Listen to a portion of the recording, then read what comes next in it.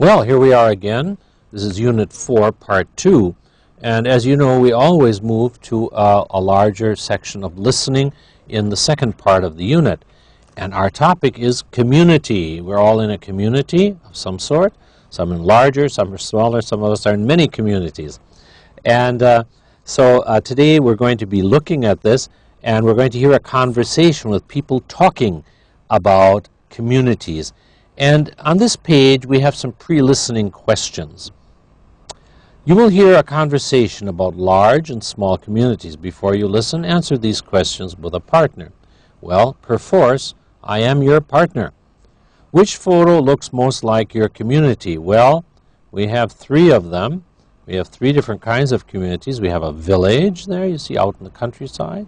Then we have a smaller place, not a city, it's a town. And here at the bottom, well, that's a pretty busy place. That could be Riyadh, but it's Tokyo. And so we have some city, town, and village. Now, each of you has to decide, you know, which type of community you're in, but I'm sure you realize they're very different. Life is different if you're in a large or small community, and that's the subject of our discussion today. Number two, size is one difference between a village, a town, and a city. What other differences can you think of? Well, we'll hear about it in our conversation, but I'm sure some of you are thinking already of traffic, noise, interaction among people. Cities are famous for not being friendly, whereas villages, everybody says hello. So we'll be hearing about that in our conversation. Let's move on then to some vocabulary we need in our, before we do our, this. Okay, there we go. I hope that's nice and clear for you now. Previewing vocabulary. You will hear the underlined words below in a conversation. Listen to the underlined words, then write the letter of the correct definition beside each sentence. The first one is smog. Smog is a blend word of smoke and fog. Do you know why the color of the sky is brown? It's the smog from all the cars and factories. Well, that sounds like somebody in Los Angeles or maybe Madrid or someplace like that, which has a lot of smog. As you see, smog, see dirty air. It's a little more specific because smog is specifically dirty air from fumes from auto emissions from automobiles, cars. Number two, I don't like to take the bus at 5 in the afternoon. It's always crowded with so many people coming home from work. Well, crowded, D, full of people. And of course, that's one of the things when we compare cities and towns and villages. Of course, a city is much more crowded than these other places. And numbers 3 and 4 go together. Advantage and disadvantage. Winter in Canada is very cold, but there is also an advantage. There are great places to ski. So advantage, you see, is a good thing, a positive point. 4B, disadvantage. Patrick wants to work in the United States. His big disadvantage is that he doesn't speak English. Okay? So advantage, something that is good. Disadvantage, something that isn't. Now you're going to be listening for main ideas. Now I've helped you here. I've already circled the correct answer, but the job was to listen to the conversation. Peter and Kenji just came back from downtown. They're talking to Ming about their trip. As you listen, decide what the main idea of the conversation is, then answer the question below. So please listen to the conversation and see if you agree with the choice of D. Remember, there's Peter and Kenji, the two young men, and Ming, who is the female student, okay? Peter, phew, I'm glad I don't live downtown. The traffic is terrible. I have a headache from all that noise and all the smog. Ming, you think our downtown is bad. Ask Kenji about Tokyo. Kenji, yeah, Tokyo is noisier and much more crowded. Ming, yeah, and I hear the smog's worse too. Kenji, that's right. Peter, so I guess you don't miss that, huh? Kenji, well, I don't miss those things, but a big city like Tokyo can be very exciting. Peter, Yes, I'm sure that's true, but I prefer the peace and quiet of a small town like ours. Kenji. Yeah, I like it here too. The people are friendlier and things are cheaper.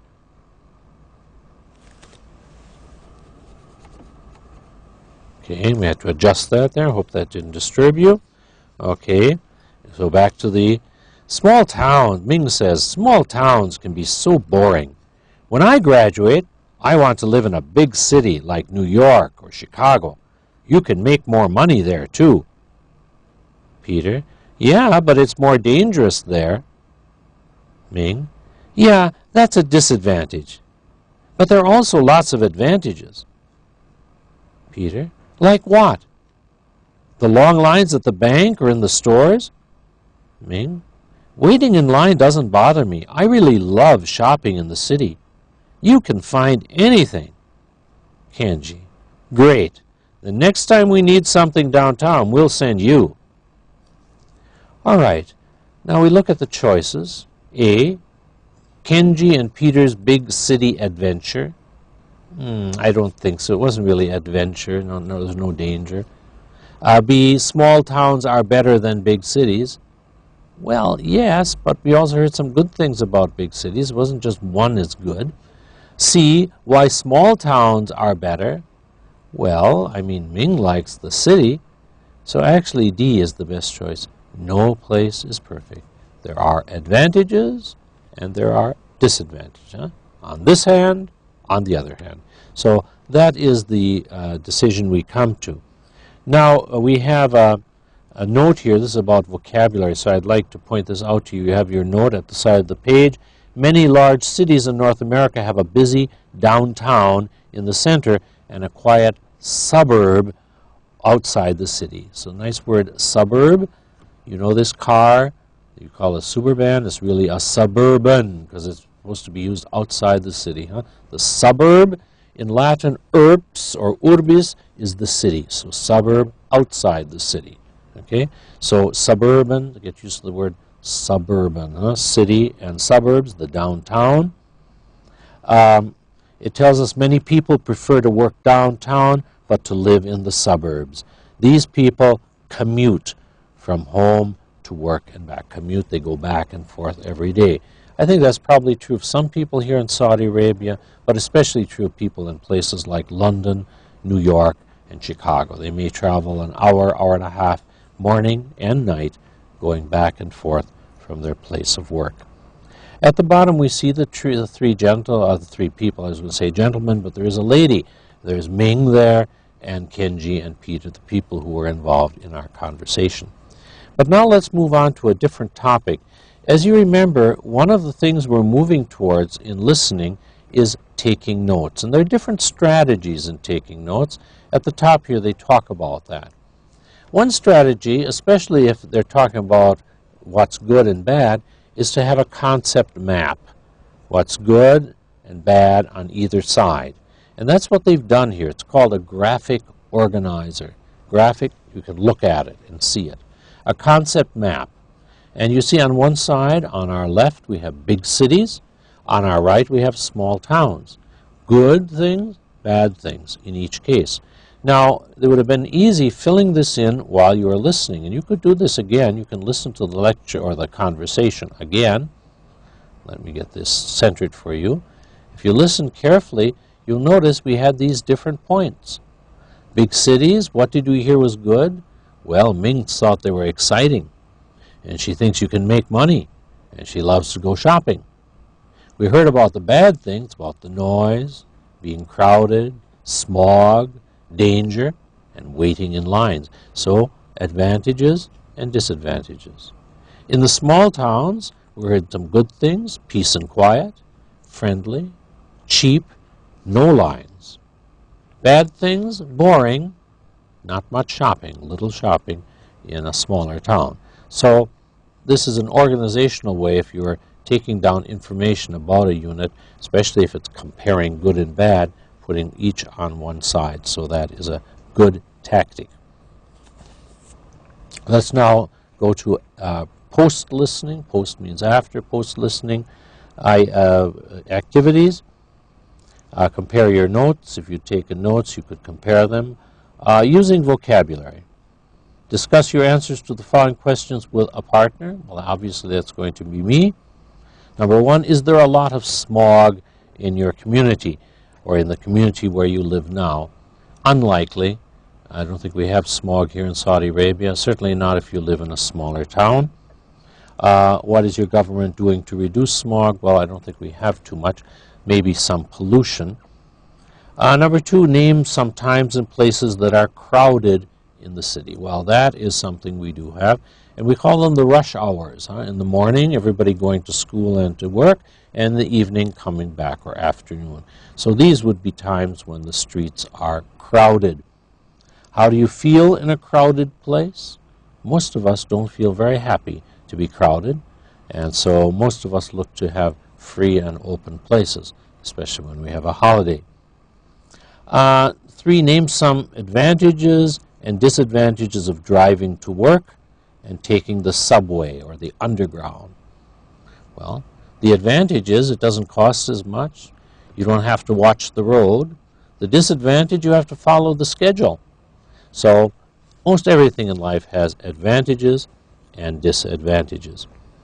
As you see, part 3, we move on to getting meaning from context. We've done this a number of times, so I'm not going to go through all of the directions. Remember, context is what occurs around something. And many times we understand not because of the word itself, but what goes around it. And so in each of these items that we do, in this case there are 4 of them, we listen to the context, usually a small conversation, and you have to judge what the correct answer is. We're interested to see the clues, because those are the things in the context which allowed you to make your decision. So here's the first conversation to choose in a post office, in a bank, or in a gas station. Conversation 1. Next, please. I'd like to cash this. Sure. Don't forget to sign the back. Do you have an account here? Not at this branch. Then I'll have to see your identification. Where are the speakers? Now, as you see, I chose in a bank. You heard account. Do you have an account? She says, not at this branch. Branch. Banks have different branches. Usually wouldn't speak of other places. A restaurant doesn't have a branch. Cash this. Can you cash it? So we assume it's probably a check. So all of these make us choose in a bank. Number 2, conversation. Excuse me, do you stop at 3rd and Highland? Yes, sir. Passengers, please move to the rear. Could you tell me when we get there? Sure, I'll let you know. Where is the speaker? Now we have the choices. On a train, in a taxi, on a bus. The correct choice is on a bus, because the person asks, do you stop? You wouldn't ask a taxi, do you stop? They'll stop wherever you want to, and a train doesn't stop for you. So that's one reason. We also heard him say, everybody move back. Well, that would be maybe on a bus. When it's crowded, everybody moves to the back. But it wouldn't be true on a train. It certainly wouldn't be true in a taxi. Let me know. Again, if it was a taxi, he doesn't have to tell you when you get there. You'll see it when you get there. So all of these make us choose a bus, because a bus operates on a schedule where they stop here and they stop there, so they would let you know when they're at a particular place. Number 3, again, conversation. Can I help you? Yes, I've got 4 shirts here for you and 2 pairs of pants and a jacket. I'm leaving town in a few days, so I'd like to pick them up tomorrow. We can have the pants ready tomorrow, but the shirts won't be back until Wednesday morning. Well, okay, that's all right, but just be sure to take out the coffee stain. Where are the speakers? At a clothing store, at a dry cleaner, at a coffee shop. Now, obviously, it's not going to be a coffee shop, because they're talking about pants, or giving giving shirts, pants, jackets. He's giving them. If it was a clothing store, he'd be taking them, and he's going to pick them up later. So the best choice is obviously a dry cleaner, where you would take things and you would get them later. Number 4, another conversation. Here you are. Fill out this application and wait over there in line for your eye test. Excuse me, how long might this take? Well, first there's a 15-minute road test, and then you'll have to take a written test. That's another 15 minutes. And then you may have to wait a long time to have your picture taken. What is this young man probably doing? Getting a driver's license? Visiting an eye doctor? Taking a final exam? Well, you heard there was an eye test, a road test, a written test, a photograph. Well, that means it's a driver's license. If it was an eye doctor, you wouldn't be taking road tests and written tests, and a final exam, you wouldn't have an eye test. So the only one that fits there is A, getting a driver's license. And finally, number 5. Excuse me, will this get to New York in 2 days?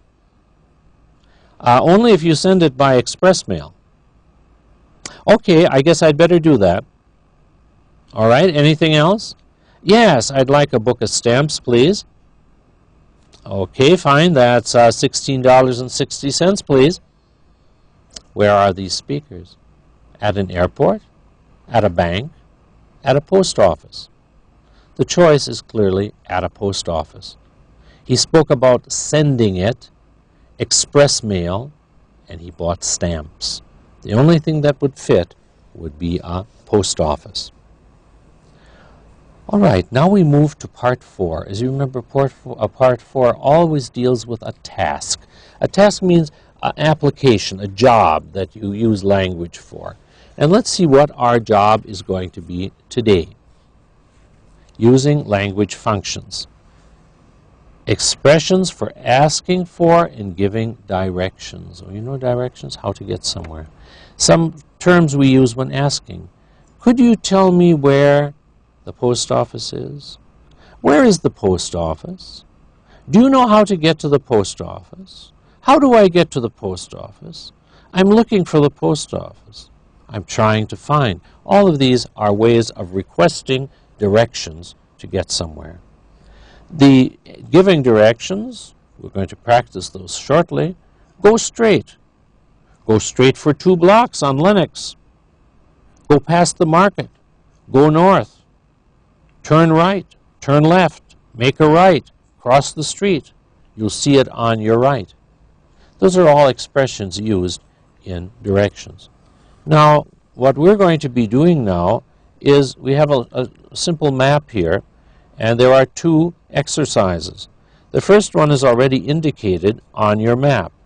You see the line going here from the cafe to the tennis courts.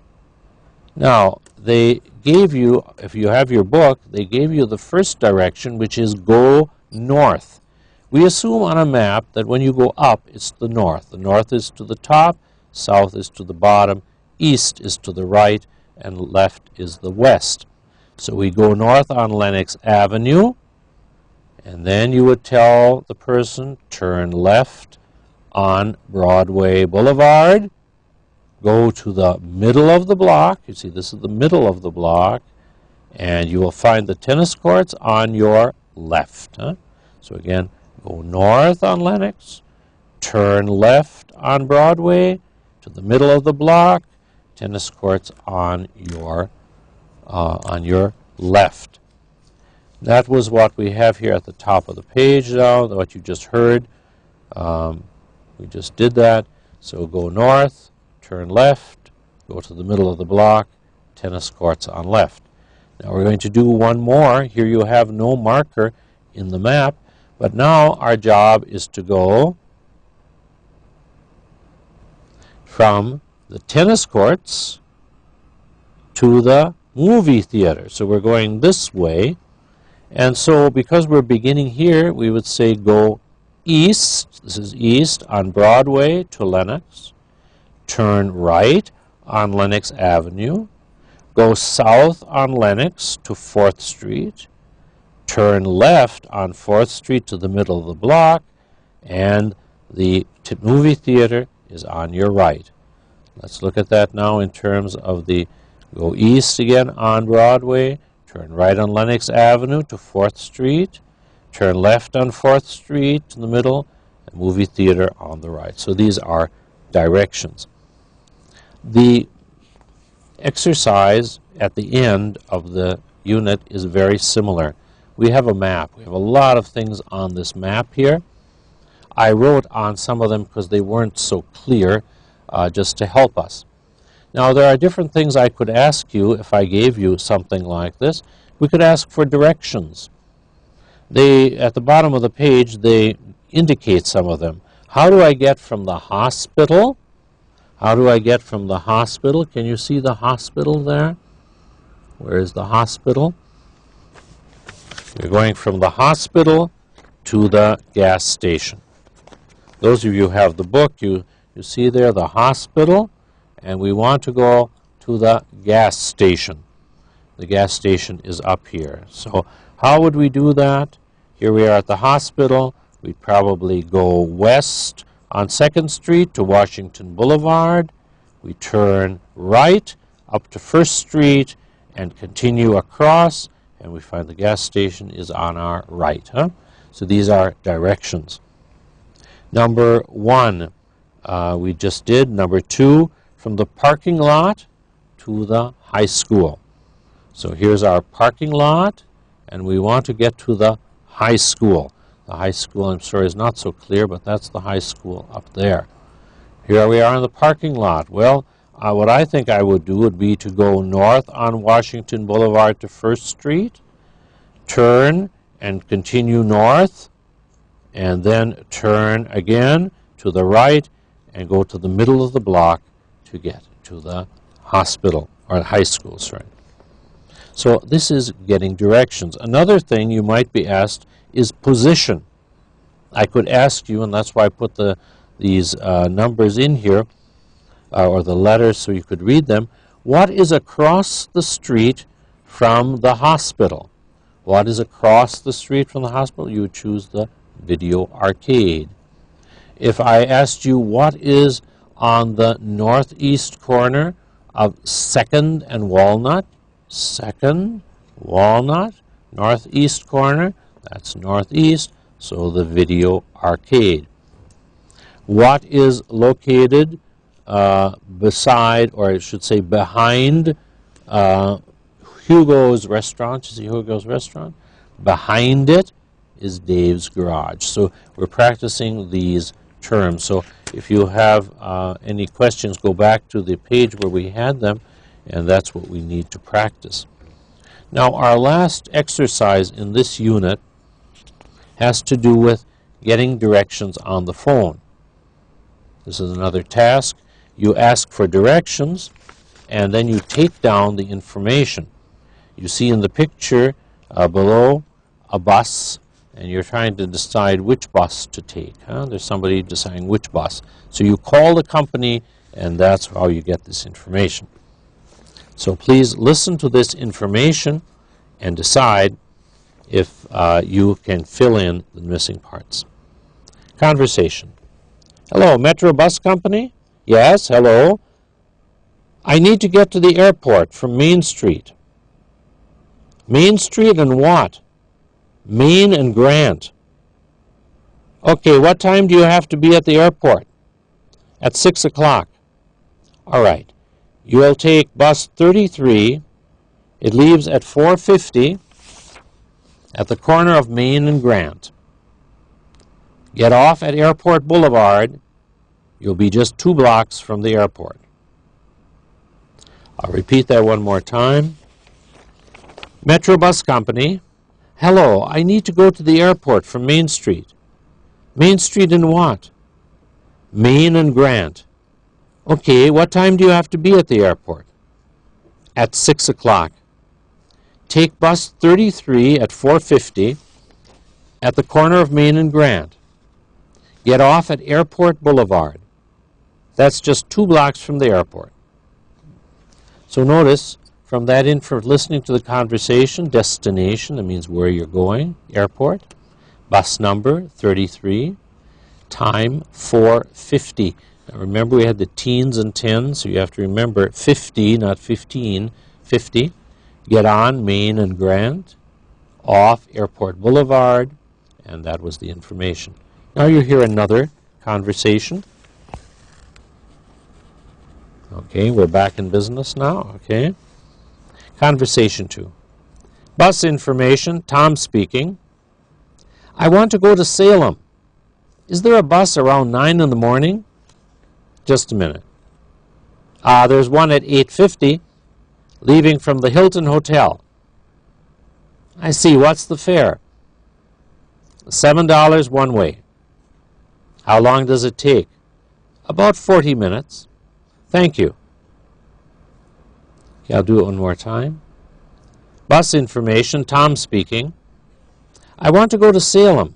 Is there a bus at around 9 in the morning? Just a minute. There's one at 8:50, leaving from the Hilton Hotel. I see. What's the fare? $7 one way. How long does it take? About 40 minutes. Thank you. All right, you should have got down the destination, Salem. Yeah, I know Salem looks like an Arab name, but it's a city in Oregon in the United States, Salem. Time again, 8:50. Be careful, not 15. Get on, Hilton Hotel. Fare, $sign is there, so $7. Travel time, 40 minutes. Okay, now we'll have our last conversation. Notice destination, bus number, place to get on, and how often bus runs. Conversation 3. Metro Bus Company, may I help you? Yes, how can I get to 1800 Orange Street? From where? From Hollywood Boulevard, Hollywood and Temple. Well, you get on the bus number 102, corner of Hollywood and Temple. Be sure to get off at Madison Avenue and Orange. Then walk 2 blocks north on Orange. How often does the bus run? Well, let's see. Bus 102 runs every 6 minutes. Every 6 minutes? That's great. Thanks. All right, destination 1800. Again, 18, not 80. 18, 1-800 Orange Street. Bus number was 102. Place to get on, Hollywood and Temple. Bus runs every 6 minutes. Huh? All right, that ends our exercises for Unit 4, which was about the community, about advantages, disadvantages of cities and towns, finding your way, different kinds of places, laundry, dry cleaner. I hope you enjoyed the review, or if you learned some new things, I hope you enjoyed learning them. And I look forward to seeing you next time, Unit 5. Thank you.